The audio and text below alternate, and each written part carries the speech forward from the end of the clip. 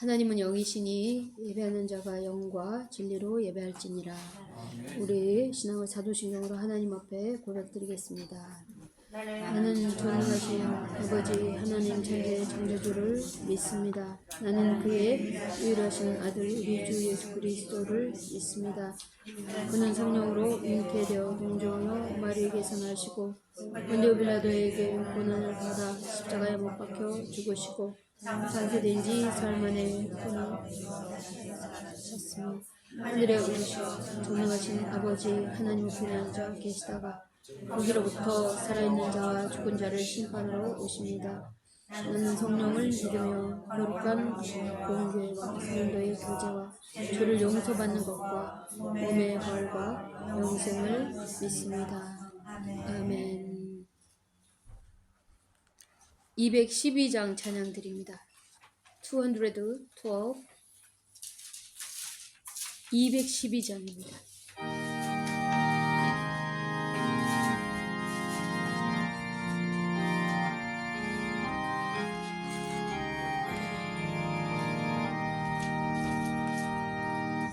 겸손히 주를 섬길 때 괴로운 일이 많으나 구주여 내게 힘주사 잘 감당하게 하소서.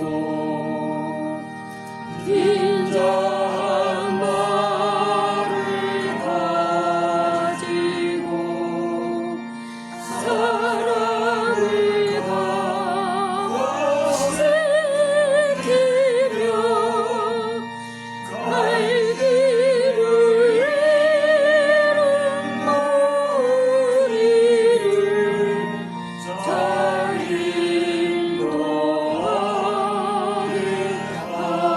하소서. 구주의 귀한 인내를 깨달아게 하시고 굳건한 믿음 주셔서 늘 승리하게 하소서. 장애의 영광 이주사 소망이 되게 하시고 구주와 함께 살면서 참 건강하게 하소서.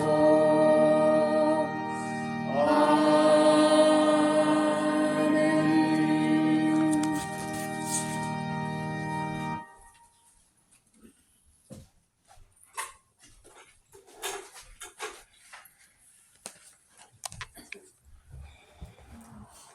하나님 감사합니다. 2024년 영육간에 많은 세계적으로나 개인적으로나 어려움이 많았지만 주 예수를 믿으라 그리하면 너와 내 집에 구원을 얻으리라 합시단 구원받은 하나님의 자녀로 내 생명이 하나님 안에 있음을 하는 확인하며 감사를 드립니다. 하나님 저희 교회에서 성경 통독을 하고 있습니다. 지금 5일째 되었습니다. 말씀을 읽을 적마다 정말 영적인 눈이 뜨이게 하여 주시고 영의 말씀이 들려지게 하여 주시고 마음으로 깨달아 풍성한 은혜 가운데 누리게 하여 주시되 우리의 삶이 한층 더 말씀 안으로 깊이 들어가게 인도하여 주시기를 원합니다. 아버지 하나님 개인 기도 제목 위에 주님이 항상 함께하여 주시옵소서. 각자 한 분 한 분이 가지고 있는 개인 기도 제목 위에 하나님의 시간표에 하나님께서 인도하여 주시고 응답하여 주실 줄 믿고 감사를 드립니다. 아버지 하나님, 우리의 후대들 하나님 기억하여 주시옵소서. 자로나 우로나 치우치지 않게 하여 주시고 정말 그들을 말씀 안에서 굳게 서 있도록 인도하여 주시되 그들의 영혼을 긍휼히 여겨 주시고 하나님 불쌍히 여겨 주시옵소서. 그리하여 아버지 하나님 주일 성수를 하여 영적인 크레딧을 넉넉히 쌓아가는 우리의 믿음의 아들, 딸이 될 수 있도록 성령으로 인도하여 주시고 이들이 세상에 나가 빛과 소금의 역할을 감당할 수 있도록 하나님 항상 함께 인도하여 주시옵소서. 특별히 아버지 하나님, 육신의 아픔을 통하여 고통받는 영혼들이 있습니다.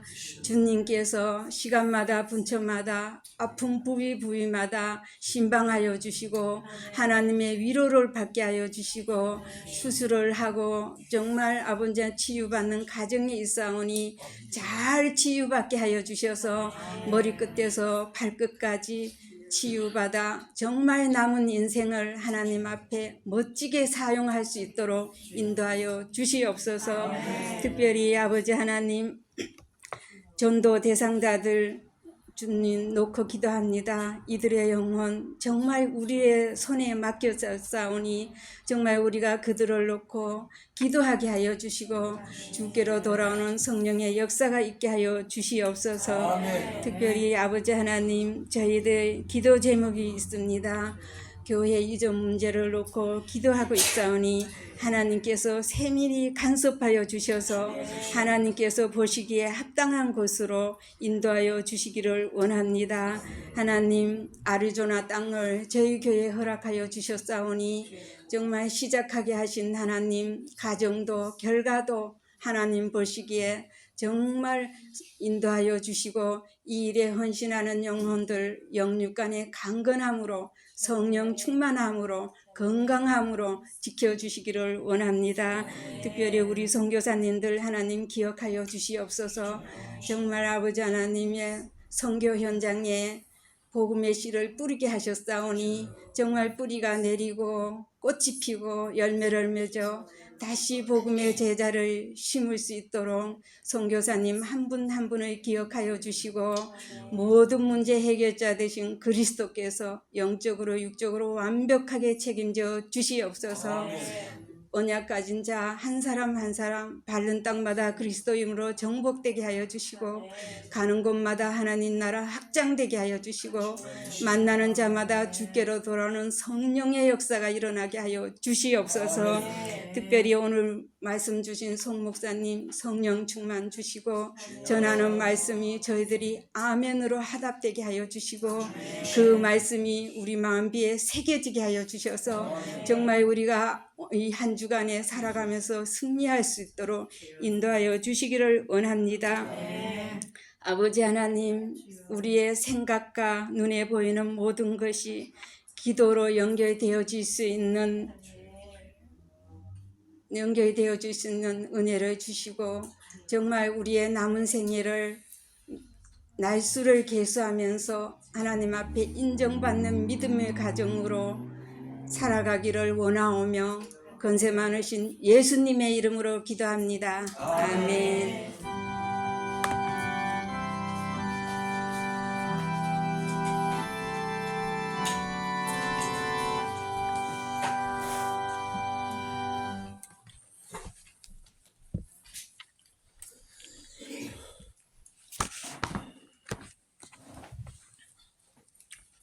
수요일 저녁 예배 함께 은혜 받으실 하나님 말씀은 고린도후서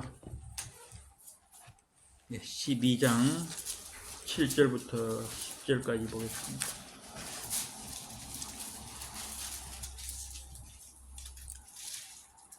고린도후서 12장 7절로 10절 말씀입니다.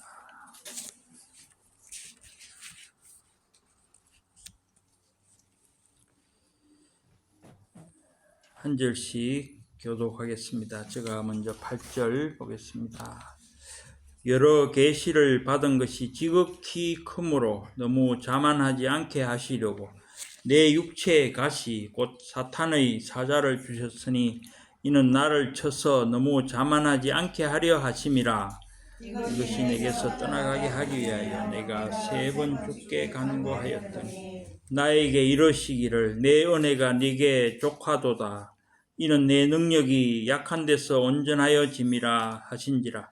그러므로 도리어 크게 기뻐함으로 나 여러 약한 것들에 대하여 자랑하리니 이는 그리스도의 능력이 내게 머물게 하려 함이라. 그러므로 내가 그리스도를 위하여 약한 것들, 능력과 궁핍과 박해와 공고를 기뻐하노니 이는 내가 약한 그때에 강함이라. 아멘. 영광과 존귀를 받으시기 합당하신 삼위 하나님께만 모든 영광 올려드립니다. 오늘 저희들 세상 가운데서 불러 이 수요일 저녁 예배를 드릴 수 있도록 은혜 베푸심을 감사드립니다. 이 시간에도 참으로 은혜를 사모하는 마음으로 나왔사오니 막힌 모든 담을 헐도록 우리의 모든 죄와 허물들 주님 보혈의 피로 씻어주시고 말씀을 받을 수 있도록 마음을 열어 하나님 앞에 온전한 예배를 드릴 수 있게 해 주시기를 간절히 바라고 원합나이다. 사람의 지혜로 하지 아니하고 오직 성령께서 인도하시는 바를 따라 하나님께서 주시는 지혜로 모든 것을 깨닫고 또 깨닫는 대로 우리의 삶 속에서 그 깨달은 바를 우리 삶으로 나타낼 수 있도록 빛과 소금으로 나타낼 수 있도록 우리를 인도해 주시기를 간절히 바라고 원합나이다. 마칠 때까지 성령께서 친히 주장하시고 역사하시고 또한 악한 것들이 틈타지 못하도록 인도해 주시옵소서. 예수님 이름으로 기도드리옵나이다. 아멘. 오늘 우리 본문은 우리 잘 아는 내용입니다. 내 은혜가 내게 족하도다. 이 부분이 눈에 띄죠. 사실 우리 믿는 성도들은 모든 대화에서 모든 말을 할 때 이 은혜라는 말을 많이 사용하죠. 그래서 특히 우리 한국 같은 경우에는 또 이 은혜라는 말이 정말 과하다 할 정도, 넘쳐난다고 할 정도로 자주 사용하는 단어가 바로 이 은혜가 아닐까 그런 생각을 하게 됩니다. 물론 이렇게 은혜라고 하는 은혜라는 말을 사용할 때 우리가 단순히 그것을 참 믿음 안에 사는 구원받은 백성, 언약 백성으로서의 받은 은혜를 의미해서 그렇게 말한다기보다는 약간은 좋은 말이니까, 교인이니까 당연히 은혜라는 걸 표현해야지, 혹은 또 뭔가 일이 잘 되어가고 있다 그런 의미에서 또 은혜라는 말을 쓰기도 하고, 또 때로는 자기의 겸손을 나타내는 그런 약간의 의미도 있는 그런 의미로 사용을 하는 것 같습니다. 그렇지만 그런 것은 사실 습관적으로 그렇게 되어지는 것이 아닐까 그런 생각도 듭니다. 그래서 모든 것이 은혜입니다. 은혜 많이 받으세요. 은혜 받으러 갑시다. 은혜가 충만합니다. 은혜가 넘칩니다. 등등등. 그런데 가만히 보면 그렇게 은혜 받아서 은혜가 넘치고 은혜로워 보이는, 말처럼 그렇게 은혜로워 보이는 성도는 별로 많아 보이지 않는다는 것이 제 생각입니다.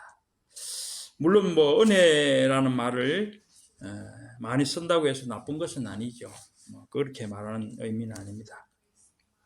그래서 생각해 보니까 이 은혜라는 말이 내적인 신앙의 담금질을 통해 교인들의 믿음 생활, 즉 성화의 생활이 업그레이드 된 것을 나타내는 그런 의미보다는 이 은혜가 현실적인 일이 형통하게 잘 된다든지, 혹은 물질적인 축복으로 기결되고 은혜 많이 받으면 잘 산다는 어떤 그런 유대교적인 축복관과, 쉽게 말하면 번영 신학과 관련되는 그런 부분이 아닐까 이런 생각이 들었습니다. 예수님 당시에 부자가 되어 잘 산다고 하는 것은 하나님의 축복을 많이 받은 것이고, 또 하나님의 축복을 많이 받았으니 천국에 가는 것도 당연하다. 그렇게 생각하는 것이 바로 유대의 당시 예수님 당시 유대의 종교 지도자들 바리새인들의 어떤 구원관이고, 그죠? 축복관이고, 그렇죠? 신앙관이었다고 그렇게 우리는 알고 있는 것입니다. 그런데 사실은 어떻습니까? 잘 사는 것과 구원과 관계가 있습니까? 전혀 상관이 없다는 것을 우리는 너무나 잘 알고 있습니다. 예수님께서 그렇게 말씀을 하셨습니다. 오히려 부자가 천국 가는 것이 낙타가 바늘기로 들어가는 것보다 어렵다고 말씀을 하셨습니다. 그렇다고 잘 사는 것이 죄가 되는 것도 아니지만 물질이 걸림돌이 되지 않는다면 부자로 살아도 구원에는 아무 지장이 없을 것입니다. 누가복음 18장 18절부터 보면은 한 부자 관원의 이야기가 나오는데 그 중에 24절에 이런 말씀이 있습니다. 예수께서 그를 보시고 이르시되 재물이 있는 자는 하나님의 나라에 들어가기가 얼마나 어려운지 낙타가 바늘기로 들어가는 것이 부자가 하나님의 나라에 들어가는 것보다 쉬우니라고 하셨습니다. 그런데 이 말씀을 들은 사람들이 모두 다 깜짝 놀랐습니다. 그래서 26절에는 듣는 사람들이 이르되 그런즉 누가 구원을 얻을 수 있나이까? 사실 낙타가 바늘기로 들어가는 것은 불가능에 가까운 거죠. 그럼 부자가 그렇게 어렵다면 부자가 못 간다. 자기들은 전부 부자로 잘 사는데 낙타가 바늘기로 들어가는 것처럼 천국 가기 어렵다면 그러면 도대체 우리같이 부자가 축복을 받아서 은혜를 받아서 이렇게 부자가 잘 사는데 우리 같은 사람이 못 간다면 누가 간다는 말입니까? 그 말이죠. 부자는 하나님의 은혜와 축복을 받은 사람들인데 그들이 천국에 못 가면 누가 간다는 말입니까? 그 말입니다. 그때 예수님이 말씀하시기를 무릇 사람이 할 수 없는 것을 하나님은 하실 수 있느니라고 했습니다. 물질로 천국 가는 것이 아니고 믿음으로 가는 것이다 라고 하는 말씀이죠. 그런데 여기서 사람들은 손뼉을 치는 겁니다. 천국은 믿음만 있으면 간다. 그러면 사는 것은 어떻게 됩니까? 내 마음대로 살아도 되겠지 하는 아주 기쁜 소식이 되는 거죠. 그래서 믿기만 하면이라는 말이 거기서 나온지도 모르겠습니다. 믿기만 하면 구원받고 믿기만 하면 다 잘 된다고 하는 것. 그런데 이렇게 하면 결과는 어떻게 됩니까? 믿음 따로 우리의 삶 따로, 그죠? 따로 국밥처럼 따로 구원이 되는 겁니다. 그러니까 돈을 벌어야 되니까 거래처와 교제상, 술집에 가기도 하고 거짓말도 때로는 사업상 필요하기도 하고 또 교제를 해야 되니까 거래처와 주일날 골프도 치기도 하고 또 때로는 거래가 잘 안 되면 싸운 일도 하고 안 믿는 사람과 똑같이 이렇게 살아가는 겁니다. 기독교인이라고 드러내놓고 그렇게 하기는 그래도 양심에 찔리기도 하고 약간 부끄럽기도 하니까 그걸 들키지 않으려면 위선자가 되어야 하는 겁니다. 굳이 기독교인이라 말 안 하고 사는 겁니다. 그러니까 나중에 어떤 교회나 혹은 집회에서 서로 마주치면 어떻게 됩니까? 서로 깜짝 놀라 있죠. 그런 일이 생기는 겁니다. 그리고 더 심각한 것은 가끔 주일날 교회에 와서 예배만 한번 드리면서 자기는 믿으니까 천국에 간다고 자기 의에 빠져 스스로 위로하고 만족하며 산다는 겁니다. 성경 말씀은 절대로 자기 편한 대로 뜯어서 성경을 뜯어서 자기 좋은 말만 골라서 받아들이라고 하지는 않습니다.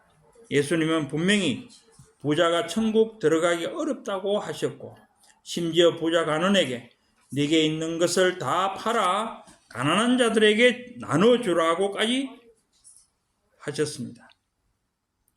그러니까 그 말은 부담이 되니까 슬그머니 빼버리고 하나님이 그저 주시는 믿음만으로 천국 가는 그것만 철석같이 붙들고 있는 거죠. 사는 것은 자기 좋은 대로 산다는 겁니다. 이것은 한국 교회가 너무 양적인 급성장이나 또 최근에 이제 은사주의적인 그런 부분이라든지 이런 것의 영향이 또 부작용이 아닐까 그런 생각이 듭니다.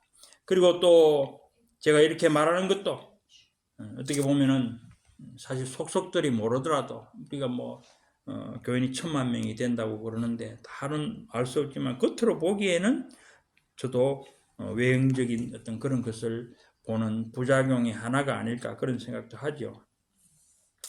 그리고 또 저 개인적 생각에는 2차 세계대전 이후에 신학이 세속적인 실존주의 철학 사상이나 혹은 그런 것에 물든 서구 신학의 영향이 있지 않을까 그런 생각이 듭니다.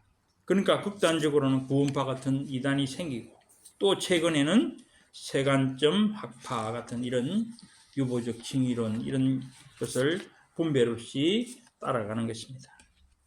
자, 그런데 이제 서론이고 오늘 사실 설교의 주제가 은혜에 관한 것은 아닙니다.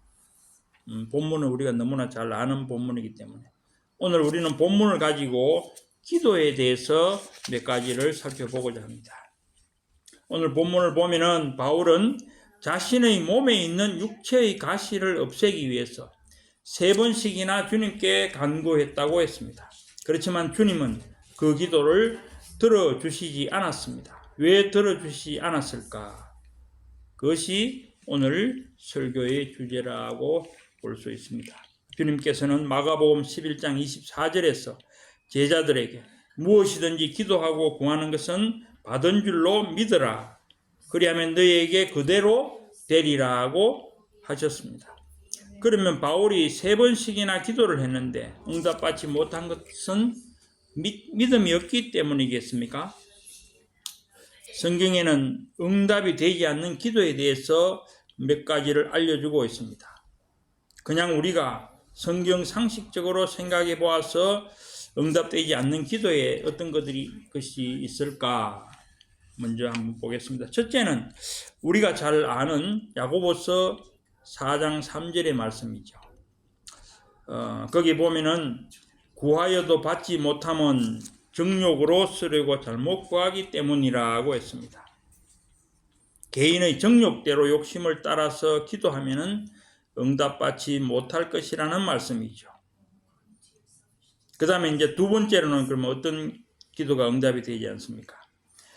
하나님의 뜻과 계획에 어긋나는 기도를 하게 될 때 그렇다는 거죠. 사실 이 부분은 우리가 하나님의 뜻을 반드시 알아야 된다고 말할 수는 없죠. 사실 우리가 한계가 있으니까 하나님의 뜻을 다 알 수는 없죠. 어쨌든 그러나 우리가 하는 기도가 하나님의 뜻과 다르게 될 때 그 기도는 응답이 되지 않게 되겠죠. 물론 다른 쪽으로 응답이 될 수 있다는 말이기도 합니다. 그 예로서는 사도행전 16장에 나오는 말씀이 그것입니다. 전에 우리가 한번 본 것인데 6절과 7절에 보면은 성령이 아시아에서 말씀을 전하지 못하게 하시거늘 그들이 부르기아와 갈라디아 땅으로 다녀가 무시아 앞에 이르러 비두니아로 가고자 했으되 예수의 영이 허락지 아니하시는지라 라고 했습니다.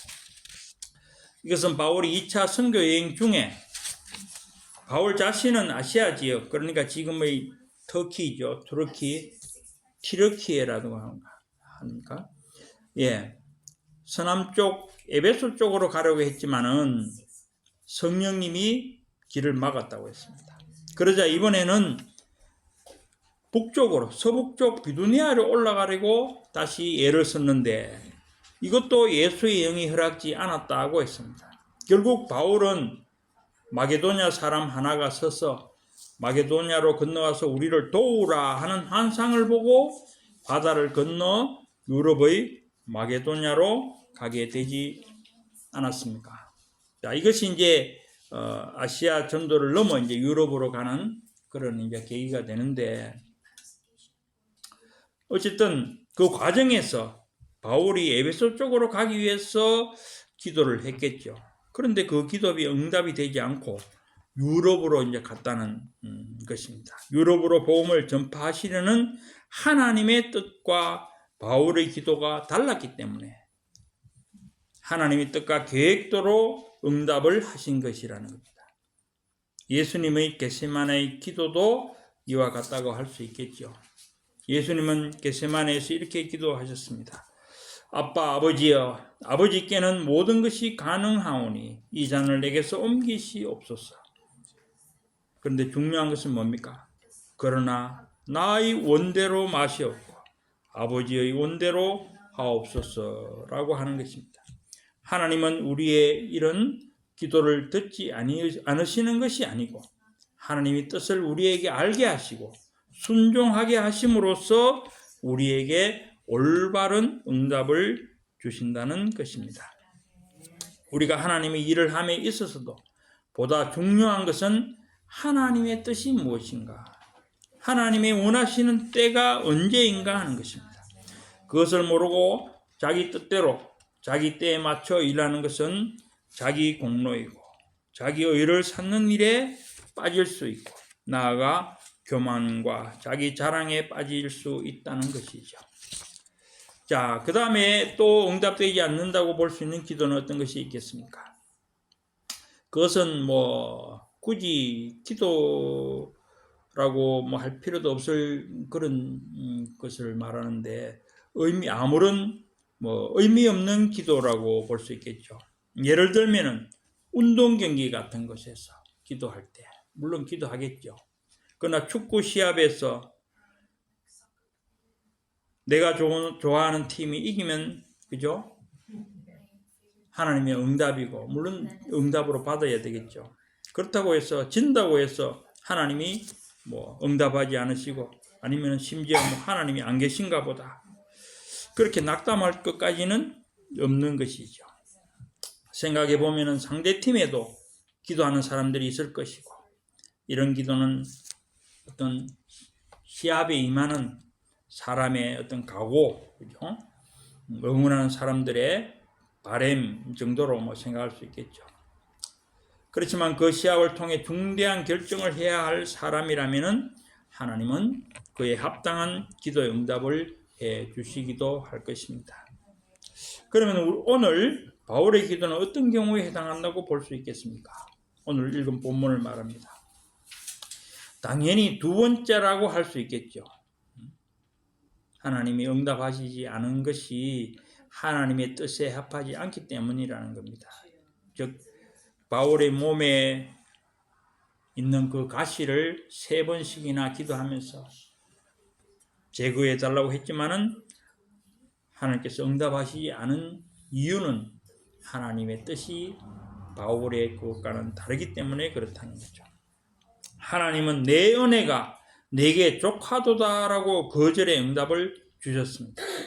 바울의 믿음이 적다고 말할 수도 없고 정욕에 쓰려고 했다고 말할 수도 없는데 왜 응답하지 않으셨을까? 바울이 가진 육체의 가시가 무엇이냐에 대해서는 여러 가지 의견들이 많습니다. 2000년 전에 사실 일들을 우리가 바울이 어디 아팠는지 정확하게 알 수는 없죠. 그러나 현대 신학자들은 이제 현대에 와서 의학이 발달하니까 여러 가지 추측을 좀 더 구체적으로 하게 됩니다. 그래서 생각하기를 바울이 육체에 가시는 바울이 다메섹 도상에서 예수님을 만났을 때 받은 그 해보다 더 밝은 빛으로 인해서 눈에 이제 질병이 생길 것이다. 보통은 그렇게 이제 추측을 합니다. 결막염이나 백내장, 녹내장 같은 것 그렇게 생각이 됩니다. 아니면은 또 어떤 사람들은 갈라디아서 4장 13절과 14절에 나오는 그런 내용을 가지고 이제 간질병이었다고 그렇게 말들을 하기도 합니다. 육체의 가시라고 했지만 또 다른 쪽으로 물론 육체라고 볼 수 있는 부분들이 이제 육체적 질병이라기보다는 바울이 회심 이후에도 여전히 남아있는 인간의 죄악된 본성, 특히 육체적 정욕이라고 하거나, 이것은 로마서 7장에 나오는 부분들과 연관이 되겠죠. 아니면 사단의 사자라는 말을 인격적으로 해석해서 바울의 선교 사역에서 늘 따라다니며 핍박에 앞장서고 박해에 앞장서고 괴롭힌 구리 세공업자 알렉산더, 그죠? 디모데후서 4장 14절에 나오는 인물이죠. 그 사람이나 혹은 악성 종양 같은 후메네오와 빌레도, 디모데후서에 나오는 이런 사람들은 늘 바울을 따라다니며 괴롭혔다고 그렇게 나오는 부분입니다. 그래서 본문만으로는 어느 것이 맞는지 사실 단정할 수는 없고, 몇 가지 이제 본문들을 우리가 추측해 볼 수 있지만은 단정적으로 말할 수는 없다는 거죠. 다만 우리도 신앙생활에서 가시라는 말을 흔히 쓰듯이 그것이 육체적 질병이든 마음의 죄성이든 간에 바울이 선교활동과 신앙생활을 해나가는 데 있어서 계속적인 고통을 주고 힘들게 하는 것이었으면 틀림없다고 할 것입니다. 그런데 오늘 7절에 보면은 사실은 그 육체의 가시를 하나님이 주셨다고 했기 때문에 그 기도 자체가 응답이 없는 것이 당연하다고 할 수도 있습니다. 그래서 왜 하나님이 이런 육체의 가시, 곧 사단의 사자를 바울에게 주셨을까 하는 것으로 우리가 다시 생각해 보면 되겠습니다. 왜 하나님께서 바울에게 육체의 가시를 주셨을까? 자, 그것이 이제 왜 하나님께서 육체의 가시를 주시고 제거해 달라는 기도를 응답을 하지 않았을까? 첫째로는 바울이 너무 자만하지 않게 하기 위해서였습니다. 자, 성경에 다 있습니다. 그런 부분들은요. 7절에 보면은 여러 계시를 받은 것이 지극히 크므로 너무 자만하지 않게 하시려고 내 육체의 가시 곧 사단의 사자를 주셨으니 이는 나를 쳐서 너무 자만하지 않게 하려 하심이라고 했습니다. 자만, 그죠? 자만이라고 나와 있는데 사실 개역 성경, 전의 성경에는 자고라고 되어 있습니다. 자만보다는 자고가 의미가 더 맞는 것 같습니다. 스스로 높아지지 않게 하시려고, 그죠? 물론 자만도 그런 의미지만은 자고 하문 자체가, 그죠? 스스로 높아진다. 스스로 높아지지 않게 하시려고 육체의 가시를 하나님께서 주셨다는 거죠. 바울은 자신이 스스로 높아지고 교만해질 수 있는 이유로 여러 계시를 받은 것이 지극히 크므로, 스스로 바울이 지금 이 말을 하고 있잖아요. 앞에 계시를 받은 것이 너무 많기 때문에, 사실 뭐 사도행전을 보면은 뭐 바울이 한 그 일들은 지금은 상상도 할 수 없는 그런 많은 일들을 하지 않았습니까? 그리고 계시도 마찬가지죠. 이것은 오늘 믿지 않았지만은 앞에 1절부터 6절까지 바울 자신이 14년 전에 셋째 하늘, 곧 삼층천에 다녀온 사실을 말하고 있습니다. 그러니까 직접적으로는 이제 삼층천 이야기를 이제 하게 되는 이 부분이라고 하는 겁니다. 여기서 셋째 하늘은 첫 번째, 두 번째, 세 번째라는 그런 말이 아니고, 물론 그 의미가 우리가 보통은 옛날 이스라엘 유대 사람들은 그렇게 하늘 개념을 그렇게 잡았습니다. 근데 어쨌든 세 번째라는 말은 가장 높은 하늘, 즉 천국을 말한다고 볼 수 있겠죠. 4절에는 그렇습니다. 4절에는 낙원이라고 말을 했습니다. 그러니까 이것 때문에 스스로 높아지는 것을 막기 위해서 천국에 갔다 왔다는 것을 통해서 스스로 높아질 확률은 아주 높죠.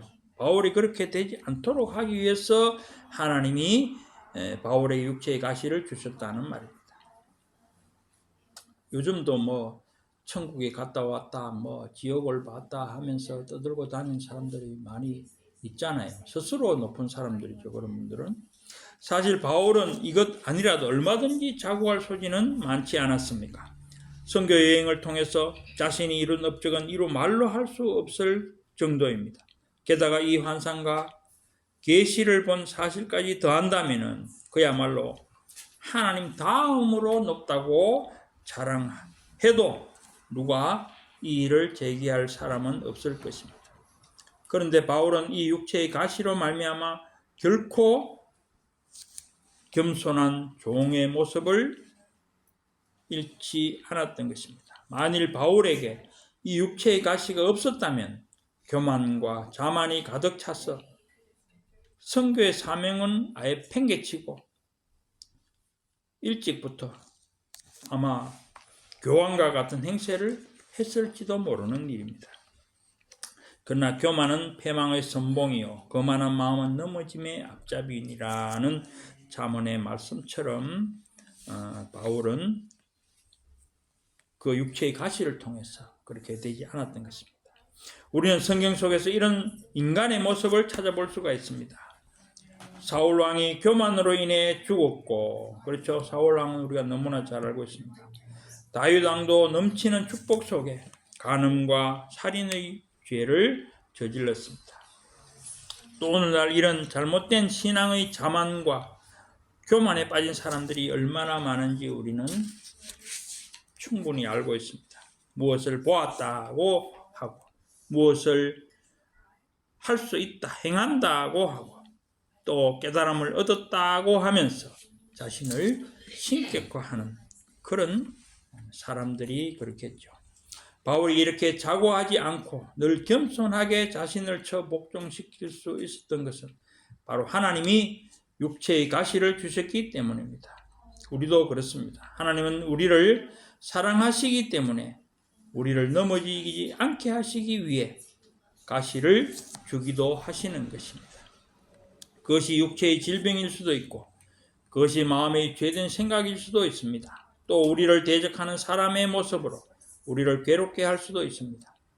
또 우리 가족이나 형제들 가운데도 우리를 가시처럼 찌르는 사람들이 있을지도 모릅니다. 바울은 그것이 일시적인 것이 아니고 평생 따라다니며 괴롭히는 것이라고 했지만 우리는 시시때때로 이런 가시의 시련을 받을 때도 있습니다. 가정에서, 직장에서, 친구들에게서, 심지어 교회 안에서도 우리는 가시의 아픔을 느끼게 될 수가 있는 것입니다. 그것은 우리 속에서 교만과 불평, 불만의 싹을 잘라버리는 하나님의 가시일 것입니다. 우리가 그것을 깨달을 때 가시의 아픔은 감사와 찬양의 제목으로 바뀌게 될 줄 믿습니다. 자, 두 번째로 바울에게 그런 육체의 가시를 준 이유는 바울에게 지족하는 법을 알게 하시기 위해서입니다. 8절과 9절 상단을 보면은 이것이 내게서 떠나가게 하기 위하여 내가 3번 주께 간구하였더니 나에게 이르시기를 내 은혜가 내게 족하도다 라고 했습니다. 3번씩이나 간구를 했는데도 하나님은 들어주시지 않았습니다. 그런데 여기서 눈여겨볼 것은 하나님의 말씀을 빨간색으로 인쇄한 성경책을 보면은 레터가 되어 있는 것이 있죠. 우리 한글 성경은 잘 없는데 영어로 보면은 특히 그 부분을 볼 수 있습니다. 그게 어떤 부분이냐? 내 은혜가 내게 족하도다. 이는 내 능력이 약한 데서 온전하여짐이라 하는 이 부분이 레터입니다. 빨간색으로 표시되어 있다는 것입니다. 그러니까 지금 바울은 특별히 주님이신 성자 예수님께 간구했고 그 예수님 대답하신 것을 기록하고 있는 것입니다. 8절의 주께라는 말은 바로 예수님을 가리킵니다. 바울은 자기의 육체의 가시를 주님의 십자가의 고통과 비교하며 주님의 겟세마네 동산의 기도를 생각하면서 예수님께 기도했을 것이라고 짐작할 수가 있는 것입니다. 그런데 주님의 대답은 내 은혜가 네게 족하다는 것이었습니다. 이 말씀은 현재 네가 받은 은혜에 네가 지족 혹은 자족, 지족, 족한 줄을 알아라. 지족이죠. 그 말은 자족은 스스로 만족하는 것이고 이 지족의 마음은 디모데전서 6장 6절에서 볼 수 있습니다. 여기에는 지족하는 마음이 있으면 경건은 큰 이익이 되느니라고 했습니다. 지족하는 마음이란 외부의 모든 사정에서 완전히 초월하여 온전히 심적인 평화를 누리는 상태를 말하는 것입니다. 즉 지족하는 마음이라는 것은 나 외의 모든 환경적인 어떤 것에 영향을 받지 않고, 그죠? 마음의 평안을 가지는 것을 말한다는 겁니다. 이것은 철학적인 무아의 경지를 말하는 것이 아니고 하나님과 교제하는 가운데서 얻어지는 참된 만족과 기쁨을 의미하는 것입니다. 어떤 환경 가운데 있어도 만족하는 마음, 그것은 오직 예수님 한 분만으로 만족하는 마음인 것입니다. 예수님께서 바울에게 가시를 제거해달라는 기도에 대한 직접적인 응답은 아니지만 네가 지금 갖고 있는 그 은혜만으로도 족한 줄을 알라고 하는 지족의 마음을 깨우쳐 주시는 것입니다. 욕심을 갖지 말고 불평불만하지 말라는 것입니다. 그렇지만 사람은 늘 불평과 불만과 탐욕 속에 살아가고 있습니다. 잘 되고 있는 사람은 더 잘 되지 못해서 불만이고 못되면 못되어서 불평이죠. 천석군은 만석군이 되고자 욕심을 내는 것입니다.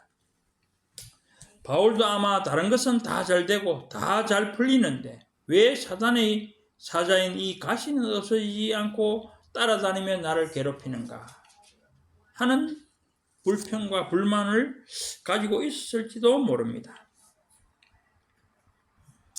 심한 경우에는 그것 때문에 선교사에게 지장을 준다는 생각이 들면 더욱 그런 마음이 들었을 것입니다. 또 그 험하고 낯선 이국 땅에서 복음을 들고 고군분투하는데 몸이라도 건강해야지 하는 생각이 들면 더욱 괴로웠을 것입니다.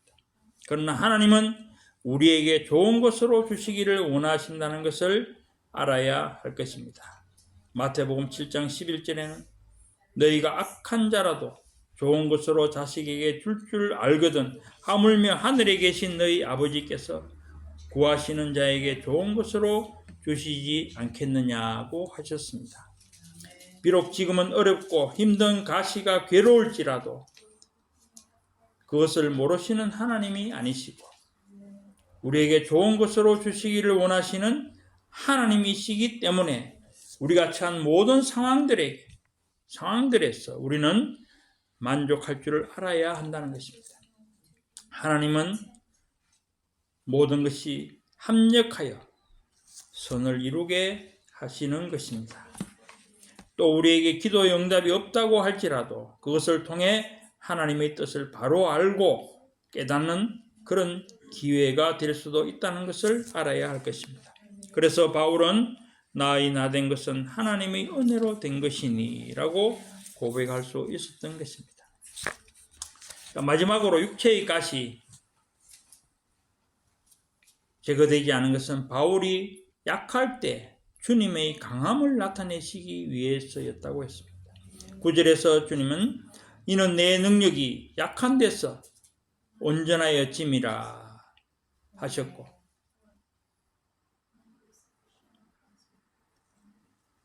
10절 하단에 바울이 이는 내가 약한 그때의 강함이라 고 하셨습니다. 이 말은 인간의 연약이 하나님의 강함을 드러내는 가장 좋은 때라는 말입니다. 우리가 힘을 탕진하고 소진하고 이제 하나님께 모든 것을 의탁할 그때가 그죠? 바로 하나님께서 일하실 때라고 흔히 말하는데 우리의 연약을 드러낼 뿐만 아니라 하나님의 강하심을 드러내는 것이라는 거예요. 그래서 바울은 약한 그것을 도리어 크게 기뻐하고 자기의 약한 것들에 대하여 자랑할 것이라고 했습니다. 약할 때에 그리스도의 능력이 그에게 머물기 때문이라고 했습니다. 이것은 여호와의 영광이 광야교회의 성막에 머문 것처럼 주님의 영광이 바울 자신과 그 사역 위에 머물기를 바란다는 것입니다. 오직 주님의 영광만이 드러나기를 바라는 바울의 충정임을 알 수가 있는 것입니다. 10절을 다시 해석해 본다면 내가 약한 것들과 능력과 궁핍과 박해와 곤란들 가운데서도 그리스도를 위하여 기뻐한다 말이 될 것입니다. 그렇습니다. 우리에게 닥치는 어떤 어려움이라도 그것을 그리스도를 위하여 기뻐해야 한다는 것입니다. 우리에게 주어진 육체의 가시가 그 어떤 것이라도 그것이 하나님의 강함을 드러낸 때이기 때문에 우리는 기뻐해야 한다는 것입니다. 위대한 설교가인 스펄전 목사님은 늘 여러 가지 질병에 시달리는 자신의 연약함에 고통을 받았지만 기도 중에 바울과 같은 그런 깨달음을 얻고 이렇게 고백했다고 합니다. 이제 깨달았다. 낙담과 병고는 더 큰 사역과 축복을 위해 찾아오는 선지자이며 마치 세례 요한처럼 거친 옷을 입었으나 실상은 주님의 풍성한 축복을 알리러 오는 예고자들이다. 정말 우리는 감히 생각해 낼 수도 없는 놀라운 고백이 아닐 수 없습니다. 그렇습니다. 하나님께서 우리에게 주시는 모든 어려움과 고통, 우리의 약함을 통하여 하나님이 더 큰 능력을 나타내시고 더 큰 은혜와 축복을 부어주시기 위한 주님의 예비하심임을 믿고 다만 인내로 참고 견디어 마침내 승리하고 축복하는 우리가 되어야 할 줄 믿습니다. 주님은 우리의 약함을 들어 강하게 사용하십니다. 나같이 약하고 추한 인간도 하나님의 일을 위해 부르시고 사용하십니다. 오히려 우리가 자고하지 않게 하기 위해 우리에게 늘 지족의 마음을 깨우쳐 주십니다. 내 은혜가 네게 족하도다. 그것이 일시적 시련일지 또는 평생 가는 육체의 가시일지는 알 수 없지만 우리의 약한 데서 온전하게 하시는 그리스도의 능력이 우리에게 머물도록 하기 위해서 또 하나님의 나라와 교회를 위하여 우리 약한 것들과 능력과 궁핍과 곤란까지도 자랑하고 기뻐할 수 있는 바울과 같은 믿음을 소유하는 저와 여러분들이 다 되시기를 간절히 바라겠습니다. 하나님 아버지 감사합니다. 오늘 수요일 저녁에 저희들 세상에서 불러주셔서 이 전에 하나님 전에 나오게 하시고 또한 귀한 생명의 말씀 함께 나눌 수 있게 하심을 감사드립니다. 정말 저희는 할 수 없지만 그러나 하나님께서는 하실 수 없는 것이 없다 하셨사오니 저희를 불쌍히 여기시고 우리가 살아가는 동안 그 어떤 일이라도 하나님께서 주시는 것으로 하나님께서 우리에게 만족함을 알게 하시는 것으로 깨닫고 하나님께 감사와 찬양을 드리는 도구로 삼을 수 있도록 은혜를 베풀어 주옵소서. 성령께서 친히 우리의 모든 삶을 주장하시고 인도하시고 주관하시고 간섭하시고 정말 우리가 할 수 있는 것은 아무것도 없다는 것이 늘 고백될 수 있도록 은혜를 베풀어 주옵소서. 우리의 모든 삶을 주관하시는 예수님 이름으로 기도드리옵나이다. 저기 오늘 우리 이호문 목사님, 우리 교회가 지금 이사를 가려고 하는 교회 담임 목사님하고 사모님이 오셨어요. 좀 이렇게 뭔가 조금 상의할 일도 있고 조금 일찍 오셨는데 잠깐 나오셔서 인사.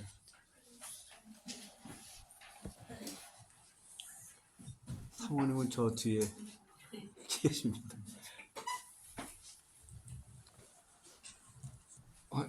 저희 우리 윤태선 목사님 제가 존경하고 또 사모님 다 존경하고요. 이렇게 좀 오늘 저희들 좀 이렇게 오라 그래서 저희들 이렇게 와서 또 두 분 뵙고 뭐 또 여러 가지 얘기를 나누고 나니까 너무 감사하네요. 너무 감사하고 또 하나님의 뜻이 이루어지기를 원합니다. 네.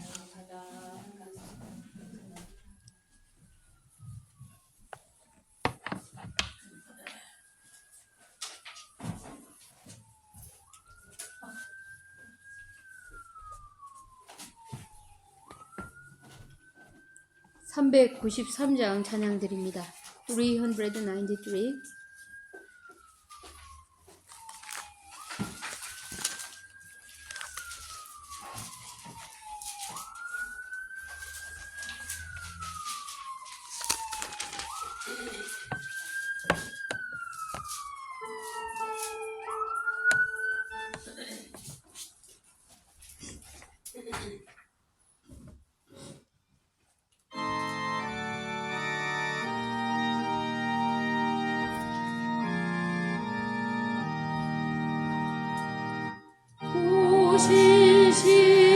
신실하신 주 내 아버지여 늘 함께 계시니 두려움없네 그 사랑 변찮고 날 지키시며 어제나 오늘이 한결같네 오 신실하신 주 오 신실하신 주 날마다 자비를 베푸시며 비롱을 모든 것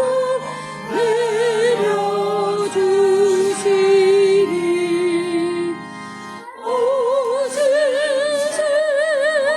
신실하신 주 나의 구주 봄철과 또 여름 가을과 겨울 해와 달들도 다 주의 것 아무리 저 영광 드러내도다 신실한 주 사랑 나타내네 오 신실하신 주 오 신실하신 주 날마다 자비를 베푸시며 비롱할 모든 것 내려주시니 오 신실하신 주 나의 구주 내 죄를 사하여 아니하시고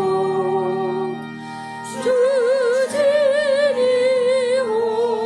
오셔서 인도하네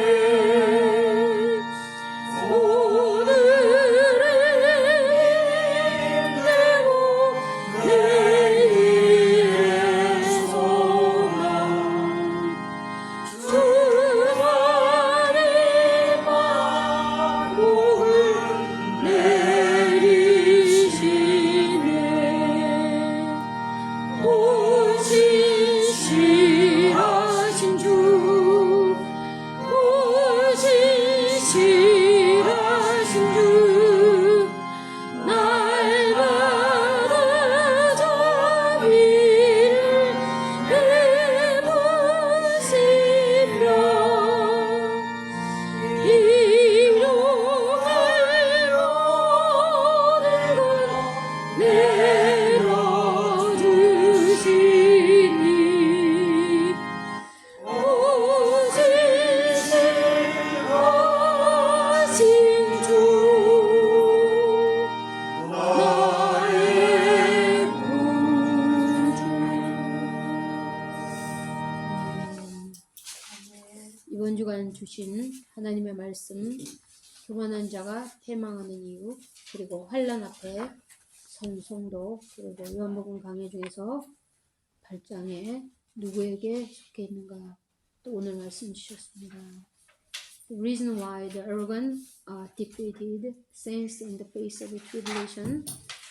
The exposition of John chapter 8, and then today's word was given.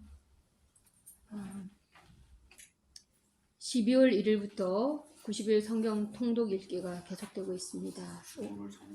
예, 우리 참가하시고 함께 은혜 받기를 기도하시기 바랍니다. 그리고 여기 주보에 나와 있는 대로 우리 다 함께 기도를 지금 이 시간 드리겠습니다.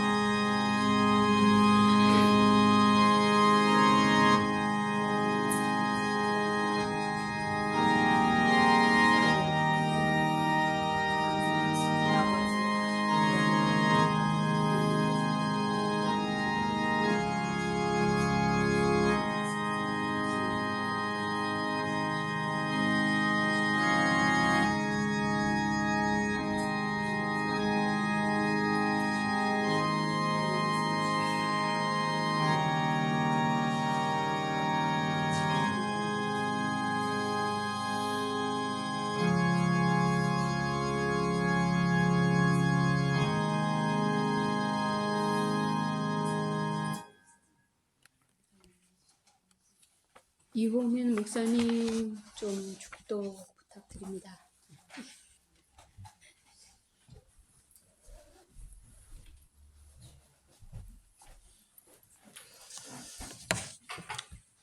아버지 하나님 귀한 미주 임마누엘 교회를 세우시고 오늘 귀한 말씀을 또 통해서 아버지 하나님 주여 사도 바울에게 그 가시가 임한 것이 아버지 내 은혜가 족하다고 하신 주의 말씀으로 위로하시고 힘주심을 감사드립니다.